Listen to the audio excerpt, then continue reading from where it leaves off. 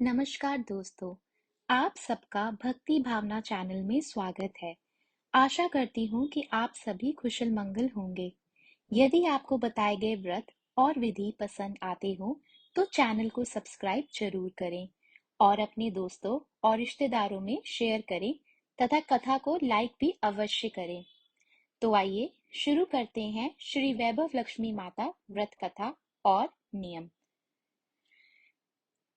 एक बड़ा नगर था। नगर में लाखों लोग निवास करते थे। बाहर से भी नित प्राप्ति लोग रोजगार को तलाश में नगर को आते थे।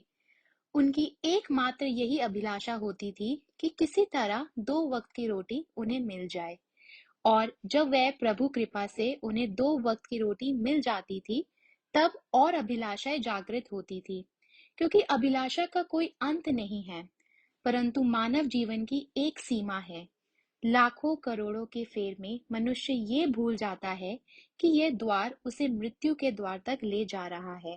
हम काम, क्रोध, लोभ में बंधे होकर उस प्रभु, उस माँ को भी भूल जाते हैं जो इस संसार की जगत जननी है। कलयुग में तो ऐसा ही होता है। पाप एवं अधर्म की परछाइयां और गहरा गई हैं। सभी वर्ण अपना अपना धर्म छोड़कर अन्य धर्म अपना रहे हैं।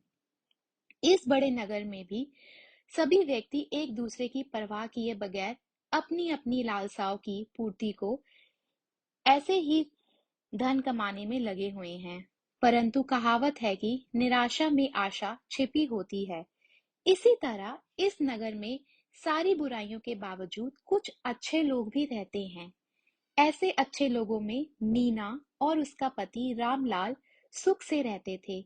उनका छोटा सा घर था। मीना धार्मिक प्रवृत्ति की एक सुघड़ गृहिणी थी।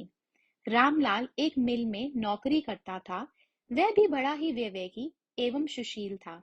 मीना घर का सारा कामकाज करती। अपने अपने छोटे से घर को भी इतना साफ सुंदर कर रखा था कि सारी मोहल्ले की औरतें भी उसकी तारीफ करती थी। मीना को चुगली इत्यादि से बड़ी नफरत थी, परंतु मोहल्ले की सभी स्त्रियां एक दूसरे को चुगली दिन भर करती रहती थी। वह तो केवल घर के कामकाज और पति सेवा एवं प्रभु सिमरन में ही दिन व्यतीत कर देती थी।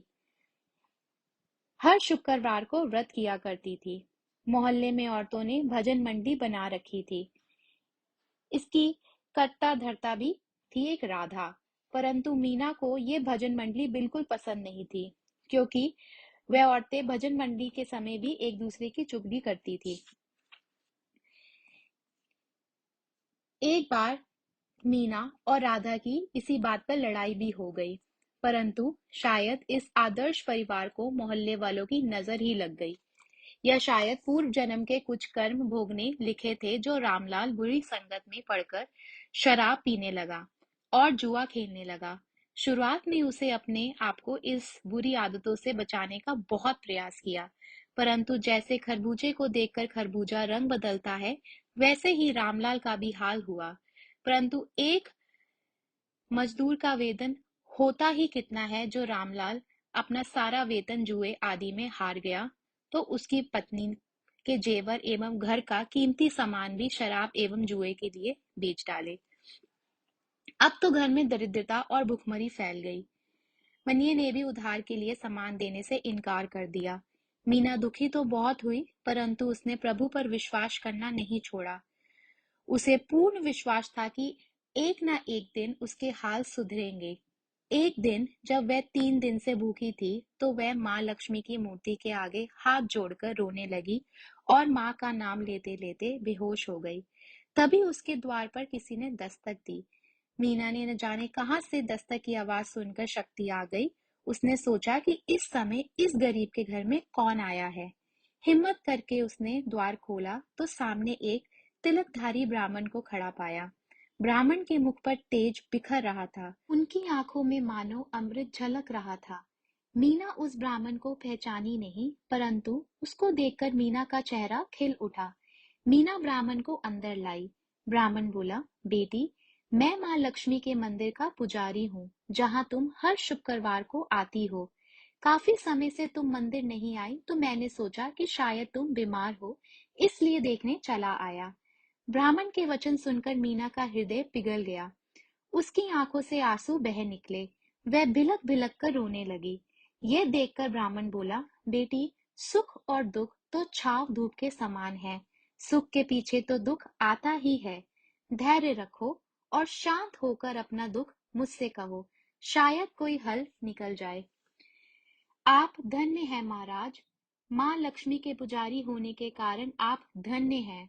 तब मीना ने अपने पति की बुराइयां और उसकी बुरी आदतों के बारे में महाराज को बताया। सब बातें सुनकर ब्राह्मण बोले, देखो बेटी, हर इंसान को अपने कर्मों के फल भुगतने पड़ते हैं, इसलिए तू चिंता ना कर। तेरे सुख के दिन फिर से लौटेंगे। तू तो माँ लक्ष्मी की भक्त है। वह अपने भक्तों पर हमेशा ममता रखती है। वह उनके दुखों का नाश करती है। तू धैर्य रखकर अपने मन को शुद्ध और आत्मा को पवित्र कर माँ लक्ष्मी का व्रत कर। इस व्रत को करने से तेरे सभी मनोरथ सिद्ध होंगे, तेरे सभी संकट नष्ट होंगे। मीना ने कहा, हे महाराज, मैं तो लक्ष्मी की पूजा तो बचपन से कर रही हूँ, परंतु माँ वैभव लक्ष्मी व्रत की विधि मुझे नहीं पता। ब्राह्मण बोले, हे पुत्री, माँ वैभव लक्ष्मी का व्रत बहुत ही आसान है।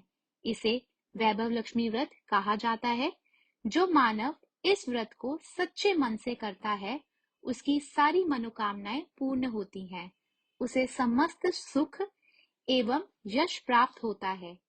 इस व्रत को विधि पूर्वक करने पर ही उसका फल मिलता है। विधि रहित व्रत फलदायक नहीं होता। हे पुत्री, कई पाखड़ी लोग कहते हैं कि सोने और गहनों की इत्यादि हल्दी कुमकुम से पूजा करो, बस हो गया व्रत। परंतु ऐसा नहीं है। कोई भी व्रत यदि आप विधि पूर्वक नहीं किया जाता, उसका फल नहीं मिलता। वैसे घर में यदि सोना के गहने हो तो उसकी शास्त्रीय विधि से पूजा और उपासना करनी चाहिए। माँ लक्ष्मी का व्रत शुक्रवार को किया जाता है। प्रातः काल जल्दी उठकर स्नान करें। हर समय मुंह में जय माँ लक्ष्मी का उच्चारण ही हो। व्रत आरंभ करते समय ये भी संकल्प ले लें कि मैं इस व्रत को 5, 11, 21, 31, 51 अथवा 101 शुक्रवार तक करूंगी। प्रारंभ में थोड़ी अवधि का ही संकल्प लें। यदि इस अवधि में मनोकामना पूर्ण ना हो तो व्रतों की संख्या बढ़ा देनी चाहिए। किसी की चुगली ना करें। सायकाल पूर्व दिशा की ओर मुंह करके आसन पर बैठे और माँ लक्ष्मी की मूर्ति या चित्र किसी ऊंचे स्थान, लकड़ी की चौकी इत्यादि पर रखकर उसके आगे चावलों की छोटी सी ढेरी लगाएं। एक खुली प्लेट में सोने अन्यथा चांदी के जेवर रखें। चांदी के भी जेवर ना हो तो रुपए रखें। चावल की ढेरी पर एक मिट्टी का अथवा चांदी, कांसे या तांबे का कलश रखकर कलश पर एक प्लेट को रख दें तथा उसके पास ही ताम्रपात्र अथवा चांदी पर अंकित श्री यंत्र को स्थापित करें। यदि तांबे अथवा चांदी का श्री यंत्र ना हो तो कागज पर मुद्रित श्री यंत्र को भी रख सकते हैं, क्योंकि वैसे तो माँ लक्ष्मी के अनेक रूप हैं, परंतु इन सब की नींव श्री यंत्र है। अतः वैभव लक्ष्मी में पूजन करते वक्त सर्वप्रथम श्री यंत्र और लक्ष्मी जी के विविध रूपों का सच्चे मन से दर्शन करें। यंत्र तथा कलश की स्थापना के पश्चात जल, रोली, चंदन, चावल, फूलों से यंत्र, कलश तथा सोने चांदी का पूजन करना चाहिए। अगरबत्ती जलाकर धूप देनी चाहिए तथा श्री यंत्र के पास ही दीपक जलाए रखना चाहिए।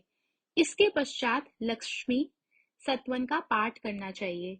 बतासे अथवा शक्कर तथा 5 प्रकार के फलों का भोग लगाना चाहिए। आटे को घी में भूनकर तथा उसमें चीनी मिलाकर तैयार की गई पंजीरी का भोग लगाना चाहिए। पूजन करते समय तथा अंत में माँ लक्ष्मी की इस प्रकार अर्चना करनी चाहिए कि हे माँ, हे वैभव लक्ष्मी माँ, तुम्हारे अनेक रूप हैं। आप ही सारे विश्व में सुख प्रदान करने वाली हैं। आप ही विष्णु की पत्नी हैं। जहाँ आपका वास होता है वहाँ पर कभी भी दुख नहीं आता। मैं आपका यशाशक्ति, भक्ति भाव से पूजन तथा व्रत कर रही हूँ। आप कृपा करके मेरी मनोकामना पूर्ण करें। मैं आपकी शरण में हूँ, मुझ दीन पर दया करे माँ। जय माँ लक्ष्मी, जय माँ वैभव लक्ष्मी। अंत में दीपक द्वारा लक्ष्मी जी की आरती करनी चाहिए। इसके पश्चात घी, आटे और चीनी को भूनकर बनाया गया प्रसाद, जिसमें केले भी कटे हों, माँ लक्ष्मी जी की आरती के पश्चात प्रसाद के रूप में लोगों को बांटे। यह व्रत निरंतर 11 या 21 व 51 शुक्रवार करने का दृढ़ संकल्प माँ के सामने करें। सूर्य अस्त होने के पश्चात माँ की उपासना करके प्रसाद वितरण के पश्चात आप स्वयं भी प्रसाद व भोजन ग्रहण करें। तत्पश्चात माँ के आगे रखे हुए गहने व रुपये को तिजोरी में रखें व कलश को, पानी को तुलसी में डाल दें व चावल के दानों को पक्षियों को डालें। व्रत रखने वाले भक्तजन को ये भी जरूरी है कि वह व्रत कथा का पाठ करें व लोगों को भी कथा सुनाए। इस प्रकार विधि पूर्वक व्रत करने से व्रत का फल अवश्य प्राप्त होता है। माँ लक्ष्मी उस मनुष्य का कल्याण अवश्य करती है। वह मानव सभी कष्टों से दुख को दूर होकर धन एवं संतान लाभ इत्यादि को प्राप्त करता है। स्त्री का सुहाग व कुंवारी लड़की को मन भावन वर मिलता है। जब व्रत संपूर्ण हो जाए अर्थात आखिरी व्रत के दिन शुक्रवार व्रत की शास्त्रीय विधि द्वारा उद्यापन करना चाहिए। आखिरी व्रत के दिन खीर या नैवेद्य बनाएं। पूजन विधि हर शुक्रवार की ही तरह करें।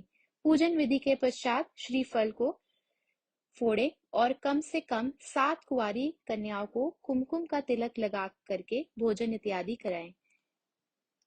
फिर उन्हें एक एक श्री वैभव लक्ष्मी व्रत कथा की पुस्तक उपहार में दे और साथ ही में सभी रिश्तेदारों व पड़ोसियों को भी एक एक पुस्तक उपहार में दें। वे उनसे भी माँ वैभव लक्ष्मी व्रत करने को कहें। कम से कम 7 व अपनी श्रद्धा अनुसार जितनी पुस्तक हो भेंट में दें। इस व्रत में वैभव लक्ष्मी व्रत कथा की पुस्तक के दान में देने पे बड़ा ही महत्व है। इस पुस्तक के पढ़ने से दूसरों को भी व्रत करने की प्रेरणा मिलती है। उसका पुण्य भी पुस्तक बांटने वाले को मिलता है। फिर लक्ष्मी जी की प्रतिमा एवं श्री यंत्र के आगे हाथ जोड़कर प्रणाम करें और तरह तरह से स्तुति करते हुए कहें कि हे माँ लक्ष्मी, आपकी कृपा से संतानहीन को संतान, धनहीन को धन एवं भाग्य जिसमें विमुख हो गया हो उसको भाग्य विधाता बना देती हो। आपकी ही कृपा से मैंने आपका ये व्रत पूर्ण करा है। अतः हे माँ, मेरी सभी चिंताओं को दूर करो, मेरी सभी कामनाओं को पूरा करो। इस तरह माँ लक्ष्मी की विविध रूपों की स्तुति करें। ब्राह्मण बोले कि बस बेटी, यही हर प्राणी के कल्याण का मार्ग है।